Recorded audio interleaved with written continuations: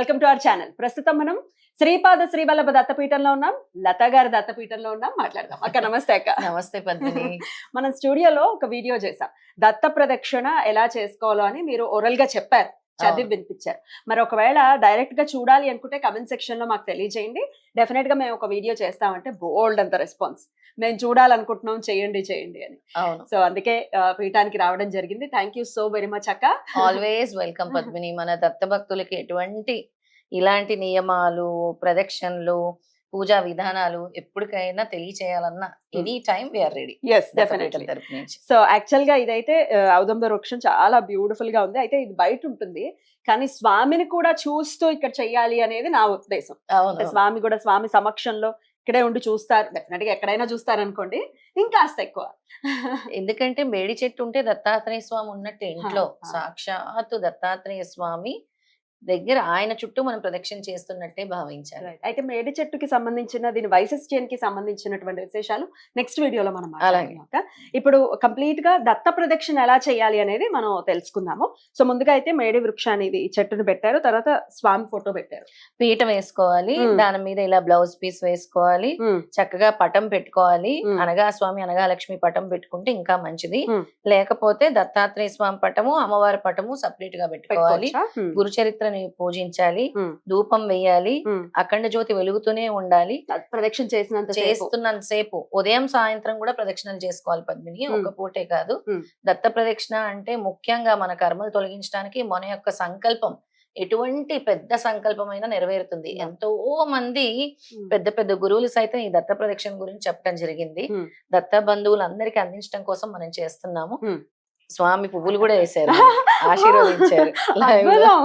దత్త భక్తుల కోసం చేస్తున్నాం అనగానే పుష్పాలు పడ్డాయి. అద్భుతం, చాలా చక్కగా ఆశీర్వదించారు. నేను ఉన్నానని చెప్తున్నారు. ఖచ్చితంగా ఆయన ఇంకా కదులుతున్నాయి, చూసావా? సంతోషం ఆయనకి. ఖచ్చితంగా. సరే మొదలు పెడదాం అక్క. సో పొద్దున్న ఇలా మనం అంతా రెడీ చేసేసుకున్న తర్వాత పొద్దున్న ఎలా ప్రదక్షిణ చేయాలి, ఏ మంత్రంతో చేసుకోవాలి అనేది ఒకసారి చూద్దాం. ఒక ఆయన కూడా ఇక్కడ సిద్ధంగా ఉన్నారు చేసి చూపించడానికి. మగవాళ్ళు అయితే సాష్టాంగ నమస్కారం చేయాలి అని చెప్పారు. ఒక లేడీ ఒక జంటని చూపిద్దాం. తప్పకుండా. ఆడవాళ్ళు అయితే మోకాళ్ళ వరకు సాష్టాంగం చేయాలి కదా. అంతే. అయితే ముఖ్యంగా పద్మిని ఇవి మనకి 16 నామాల గురించి ఎప్పుడు చెప్తూ ఉంటాను నేను. దత్తాత్రేయ స్వామి 16 షోడశ నామాల గురించి చెప్తూ ఉంటాను. ఈ షోడశ నామాలు ఒక్కొక్క నామము కూడా చదువుతూ ఒక్క ప్రదక్షిణ చేయాలి. అలా 16 నామాలు ఒక సెట్ అవుతుంది. అలా 7 సెట్లు చేయాలి. ఓకే, ఇప్పుడు ఒక సెట్ చేసి చూపిద్దాం త్వరగా. తర్వాత అలా 7 సెట్లు చేయాలి. ఏ స్తోత్రంతో చేయాలి అంటే, నమస్తే యోగి రాజేంద్ర దత్తాత్రేయ దయానిదే స్మృతింతే దేహి మాం రక్ష భక్తిం తే దేహి మే దృఢం అని ప్రార్థించుకొని రౌండ్ స్టార్ట్ అయిపోతుంది.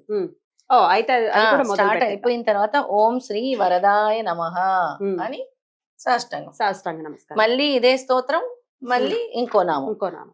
సో ముందుగా అయితే ఈ నమస్తే యోగి రాజేంద్ర అని అంటున్నారు కదా, దత్తాత్రేయ, అది అక్కడ నుంచొని దండం పెట్టుకుని దాని యొక్క అర్థం ఏంటంటే పద్మిని, అక్కడ నిల్చొని మొదలు పెట్టే ముందు స్వామికి ధ్యానించి, దత్తాత్రేయ ప్రభో నువ్వు యోగులకు రాజువు, యోగుల్లో శ్రేష్ఠుడు, ఓ దయానిధి నీకు నమస్కారం తెలియజేస్తున్నావు. నేను ఎల్లప్పుడూ నిన్ను మరవకుండా నిన్ను జ్ఞప్తియందు ఉంచుకున్నట్లుగా చేయము, నీ పైన మెండైన భక్తిని కలిగి ఉన్నట్లుగా అనుగ్రహించి నన్ను రక్షింపుము అని ఈ శ్లోకం యొక్క తాత్పర్యం అన్నమాట. ఇప్పుడు మొదలు పెడదాం. ఇప్పుడు దత్త ప్రదక్షిణలు ప్రారంభిద్దాము. ఏ విధంగా చేయాలో చెప్తాను. నమస్తే యోగి రాజేంద్ర దత్తాత్రేయ దయానిదే స్మృతింతే దేహి మాం రక్ష భక్తిం తే దేహి మేంద్రుడాం ఓం శ్రీ వరదాయ నమః. ఓం శ్రీ వరదాయ నమః అన్నప్పుడు మగవారు సాష్టాంగ నమస్కారం చేస్తున్నారు, ఆడవాళ్ళు మోకాళ్ళ మీద నమస్కరిస్తున్నారు. మళ్ళీ నమస్తే యోగి రాజేంద్ర దత్తాత్రేయ దయానిదే స్మృతింతే దేహి మాం రక్ష భక్తిం తే దేహి మే దృఢం ఓం శ్రీ కార్తవీర్యాది రాజ్య రాజ్య ప్రదాయ నమః. అద్భుతం. మూడో ప్రదక్షిణ. నమస్తే యోగి రాజేంద్ర దత్తాత్రేయ దయానిదే స్మృతింతే దేహి మాం రక్ష భక్తిం తే దేహి మే దృఢం ఓం శ్రీ అనఘాయ నమః. నమస్తే యోగి రాజేంద్ర దత్తాత్రేయ దయానిదే స్మృతింతే దేహి మాం రక్ష భక్తిం తే దేహి మే దృఢం ఓం శ్రీ విశ్వశ్లేషాయ నమః. ఇలా 16 కూడా. నమస్తే యోగి రాజేంద్ర దత్తాత్రేయ దయానిదే స్మృతిం తే దేహి మాం రక్ష భక్తిం తే దేహి మే దృఢాం. ఓం శ్రీ అమితాచారాయ నమః. నమస్తే యోగి రాజేంద్ర దత్తాత్రేయ దయానిధే స్మృతిం తే దేహి మాం రక్ష భక్తిం తే దేహి మే దృఢాం. ఓం శ్రీ దత్తాత్రేయాయ నమః. నమస్తే యోగి రాజేంద్ర దత్తాత్రేయ దయానిధే స్మృతిం తే దేహి మాం రక్ష భక్తిం తే దేహి మే దృఢాం. ఓం శ్రీ మునీశ్వరాయ నమః. నమస్తే యోగి రాజేంద్ర దత్తాత్రేయ దయానిధే స్మృతిం తే దేహి మాం రక్ష భక్తిం తే దేహి మే దృఢాం. ఓం పరాశక్తి పదాశిష్టాయ నమః. నమస్తే యోగి రాజేంద్ర దత్తాత్రేయ దయానిధే స్మృతిం తే దేహి మాం రక్ష భక్తిం తే దేహి మే దృఢాం. ఓం శ్రీ యోగానందాయ నమః. కంటిన్యూ. నమస్తే యోగి రాజేంద్ర దత్తాత్రేయ దయానిధే స్మృతిం తే దేహి మాం రక్ష భక్తిం తే దేహి మే దృఢాం. ఓం శ్రీ సదోన్మదాయ నమః. నమస్తే యోగి రాజేంద్ర దత్తాత్రేయ దయానిధే స్మృతిం తే దేహి మాం రక్ష భక్తిం తే దేహి మే దృఢాం. ఓం శ్రీ సమస్త వైరీ తేజోహృదే నమః. నమస్తే యోగి రాజేంద్ర దత్తాత్రేయ దయానిధే స్మృతిం తే దేహి మాం రక్ష భక్తిం తే దేహి మే దృఢాం. ఓం శ్రీ పరమామృత సాగరాయ నమః. నమస్తే యోగి రాజేంద్ర దత్తాత్రేయ దయానిధే స్మృతిం తే దేహి మాం రక్ష భక్తిం తే దేహి మే దృఢాం. ఓం శ్రీ అనసూయ గర్భరత్నాయ నమః. నమస్తే యోగి రాజేంద్ర దత్తాత్రేయ దయానిధే స్మృతిం తే దేహి మాం రక్ష భక్తిం తే దేహి మే దృఢాం. ఓం భోగమోక్ష సుఖప్రదాయ నమః.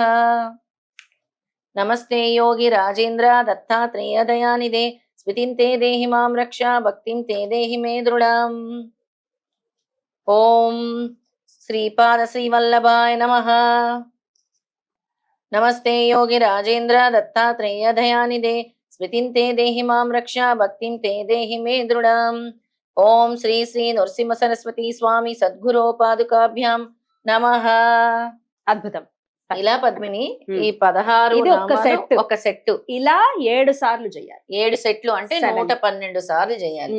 చేసిన తర్వాత కూర్చోండి కూర్చోండి కూర్చోండి. ఇద్దరు కూర్చోండి. నెక్స్ట్ ఏం చేయాలి? అయితే ఈ ప్రకారంగా 112 ప్రదక్షిణలు అయిపోయిన తర్వాత 7 సెట్లు 112 ప్రదక్షిణలు అయిన తర్వాత స్వామి దగ్గర ప్రశాంతంగా కూర్చొని ఇప్పుడు ఏవైతే 3 స్తోత్రాలు చెప్తానో 3 కలిపి 108 టైమ్స్ చేయాలి. ఓకే. 3 శ్లోకాలు కూడా కలిపి అంటే ఒకటి సుమారుగా ఒక 35 టైమ్స్ ఒక్కొక్క స్తోత్రం వస్తుంది. 3 సుమారుగా. స్తోత్రాలు కలిపి 108 సార్లు ఉండాలి పద్మిని. అయితే దత్త మంత్రాత్మక శ్లోకాలు ఇవన్నీ కూడా వరద కార్త వీర్యాది రాజ్య రాజ్య ప్రదో అనగః విశ్వశ్లేషో మితాచారో దత్తాత్రేయ మునీశ్వరః. ఇది ఒక 35 సార్లు. 30 సార్లు ఈ శ్లోకాన్ని. రెండో శ్లోకం పరాశక్తి పదాశ్లిష్టో యోగానందః సదోన్మదః సమస్త వైరీ తేజోహృత్ పరమామృత సాగరః. ఇదో 30 సార్లు. ఇదో 30 సార్లు. తర్వాత అనసూయ గర్భరత్నం భోగ మోక్ష సుఖప్రదః శ్రీపాదవల్లభ పాతు శ్రీ నృసింహ సరస్వతి సర్వం శ్రీ దత్తాత్రేయ చరణారవిందార్పణమస్తు అని స్వామికి అర్పించేసి ఇలా వదిలినా మంచిది. చదువుకున్నా కూడా ఓకే. చదువుకున్నా కూడా దీంతో ఉదయకాల ప్రదక్షిణ అంటే ఉదయకాలం అంటే ఉదయం పూట చేసే ప్రదక్షిణ పూర్తవుతుంది. మార్నింగ్ సాయంకాలం ప్రదక్షిణ కూడా ఉంది. సాయంకాలం ఎన్ని సార్లు చేయాలి? సాయంకాలం కూడా 108 టైమ్స్ ఉంటాయి ఒక్కొక్కటి. సాయంత్రము మళ్ళీ స్నానం చేసి శుచయ్య ఆ రోజు ప్రదక్షిణలు కదా మళ్ళీ తలారా స్నానం చేసి శుచైన వస్త్రం ధరించి జగన్మాత చిత్రపటము ఉండాలి. జగన్మాత చిత్రపటము లేదా చిన్న విగ్రహము. మా ఇంట్లో అమ్మవారు లేరు అని అంటే లక్ష్మీదేవిని పెట్టుకోవచ్చు. దత్తాత్రేయ స్వామి ఉంటే లక్ష్మీదేవి విగ్రహం పెట్టుకోవచ్చు. పంచోపచార పూజ చేసుకోవాలి. చేసుకొని అంటే ధూపం దీపం నైవేద్యం ఇవన్నీ చేసుకొని మొదటి శ్లోక మంత్రము ప్రదక్షిణం చేయాలి. అంటే ఇప్పుడు ఏదైతే నేను శ్లోకం చదువుతానో అది ప్రదక్షిణం చేయాలన్నమాట. చేసి రెండో శ్లోకం చదివి సాష్టాంగ నమస్కారం చేయాలి. ఇందాక ఎలా మనం ఒక శ్లోకం చదివి ఒక నామం చదివామో ఇలా ఒక్కసారి ఈ స్తోత్రం చదివి మళ్ళీ ఈ స్తోత్రానికి సాష్టాంగం చేయాలి. అది ఎలాగో చూపిద్దాం. చూపిద్దాం. సాయంత్రం ప్రదక్షిణలు చూపిద్దాం. ఇప్పుడు ఇది సాయంత్రం ప్రదక్షిణ. పొద్దున్న అయిపోయింది కదా, 7 సెట్లు చేసేసారు. నామాన్ని 108 సార్లు 3 శ్లోకాలని 108 సార్లు చదివేసుకున్నారు. మళ్ళీ చక్కగా సాయంత్రం స్నానం చేసి మళ్ళీ విధానాన్ని ఒకసారి చూద్దాం. రైట్ అక్క. ఇప్పుడు ఫస్ట్ స్తోత్రానికి ప్రదక్షిణే, రెండో స్తోత్రానికి సాష్టాంగం. మరి సాయంత్రం ఎలా చేయాలో ఇప్పుడు చూద్దాం, ఏ స్తోత్రంతో చేసుకోవాలో ఇప్పుడు చూద్దాం. సర్వమంగళ మాంగళ్యే శివే సర్వార్థ సాధికే శరణ్యే త్రయంబకే గౌరీ నారాయణీ నమోస్తుతే. ఇప్పుడు సాష్టాంగం చేయాలి. ఇప్పుడు సాష్టాంగం. శరణాగత దీనార్థ పరిత్రాణపరాయణే సర్వస్యార్థి హరే దేవి నారాయణీ నమోస్తుతే. మళ్ళీ సర్వమంగళ మాంగళ్యే శివే సర్వార్థ సాధికే శరణ్యే త్రయంబకే గౌరీ నారాయణీ నమోస్తుతే. శరణాగత దీనార్థ పరిత్రాణపరాయణే సర్వస్యాతి హరే దేవి నారాయణీ నమోస్తుతే. సర్వమంగళ మాంగళ్యే శివే సర్వార్థ సాధికే శరణ్యే త్రయంబకే గౌరీ నారాయణీ నమోస్తుతే. శరణాగత దీనార్థ పరిత్రాణపరాయణే సర్వస్యాతి హరే దేవి నారాయణీ నమోస్తుతే. ఇప్పుడక్క ఇవి 108 సార్లు 108 టైమ్స్ ఇలా చేయాలి. 108 టైమ్స్ ఇది సర్వమంగళ మాంగళ్యే చదువుతున్నాము. మళ్ళీ 108 టైమ్స్ శరణాగత దీనార్థ అనే స్తోత్రం కూడా చదువుతున్నాం. ఇది అయిపోయిన తర్వాత మళ్ళీ ముందు కూర్చొని పీట ముందు కూర్చొని ఇందా కూర్చున్నట్టు జపమాలలు తీసుకొని ఉదయం చదివించిన స్తోత్రం నమస్తే భగవాన్ దేవ దత్తాత్రేయ జగత్ ప్రభో సర్వబాధ ప్రశమనం కురుం శాంతిం ప్రయచ్చమే. అందులో ఫస్ట్ లైన్ అలాగే ఉంటుంది, సెకండ్ లైన్ చేంజ్ అవుతుంది అనమాట. అంటే నిన్ను రక్షించమని అడుగుతున్నాను అని ఉదయం అడిగాం, ఇప్పుడు నా సర్వ బాధలు తొలగించమని అడుగుతున్నాను అని అడుగుతాం. ఇదంతా 108 టైమ్స్ ఇది అయిపోయిన తర్వాత కూర్చుని ఇప్పుడు నమస్తే భగవాన్ దేవ దత్తాత్రేయ జగత్ ప్రభో. నమస్తే భగవాన్ దేవ దత్తాత్రేయ జగత్ ప్రభో సర్వబాధ ప్రశమనం కురుం శాంతిం ప్రయచ్చమే. ఈ స్తోత్రాన్ని ఎన్నిసార్లు? 108 సార్లు చేయాలి. కూర్చుని 108 సార్లు చదువుకోవాలి. 108 టైమ్స్ మళ్ళీ చేయాలి. అంతే అంతే. ఉదయము సాయంత్రం అని అంటే కరెక్ట్ గా ప్రదోష కాలం వేళ, అంటే 6ంటికి సుమారుగా మొదలు పెట్టుకోవాలి. 5:30-6ంటికి మొదలు పెట్టు. కరెక్ట్ గా అక్కడితో ఒక్క రోజుకి సంబంధించిన దత్త ప్రదక్షిణ అయిపోతుంది. ఒక్క రోజే సరిపోతుందా? ఇన్ని రోజులని చేయాలి? లేదు పద్మిని, 49 రోజులు చేస్తే చాలా మంచిది. మండల దీక్ష 41 రోజులు అంటాం. చేస్తే 7 వారాలు కంటిన్యూ. అంటే గురువారం సప్తాహ పారాయణాలు ఎలా చేస్తామో అలా ఏవి దత్త ప్రదక్షిణలు. అలాగే మండల దీక్ష అంటే 41 రోజులు కంటిన్యూస్, లేదా 3 అంటే 21 డేస్. 3 సప్తాహం ఎలా చేస్తామో 3 దత్త ప్రదక్షిణలు 21 రోజులు కూడా చేయొచ్చు.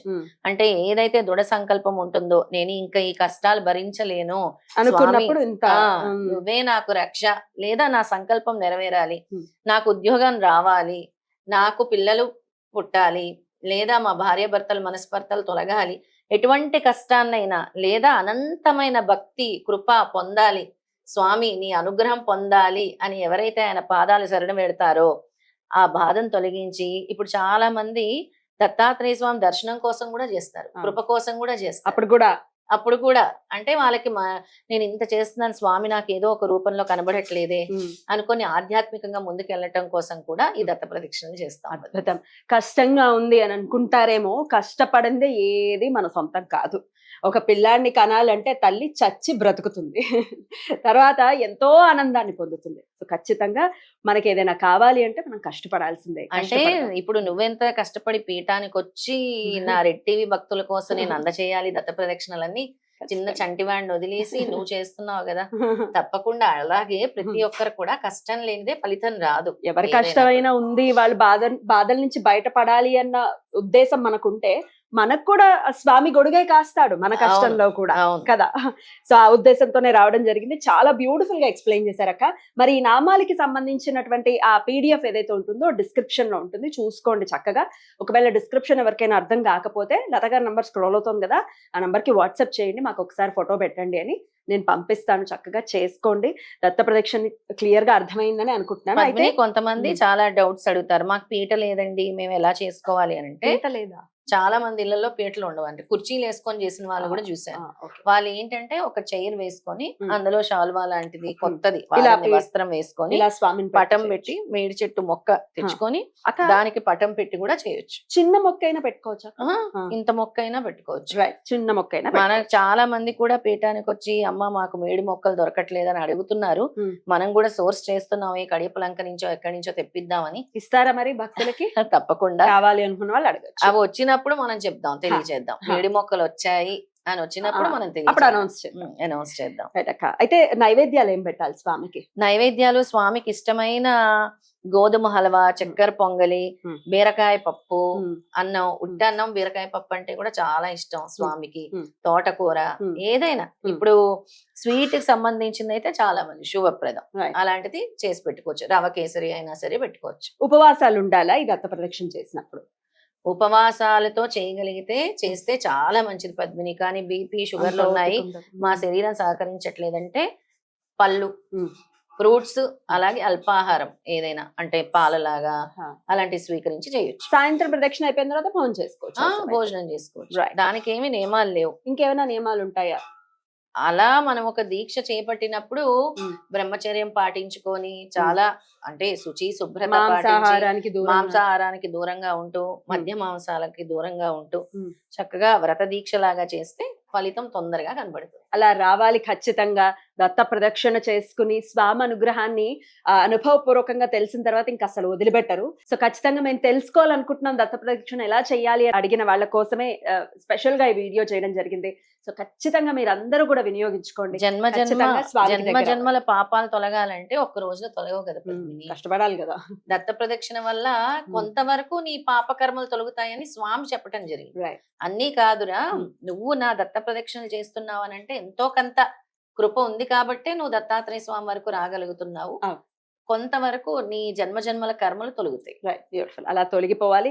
మన వాళ్ళందరూ కూడా చాలా సంతోషంగా ఉండాలని మనస్ఫూర్తిగా కోరుకుంటూ చాలా చక్కగా మాకు తెలియజేశారు. మీ ఇద్దరికి కూడా కృతజ్ఞతలండి. చక్కగా చేశారు. దత్త చాలా భక్తులు. సంతోషంగా కూడా ఉంది వాళ్ళిద్దరి మొహాల్లో కూడా చక్కగా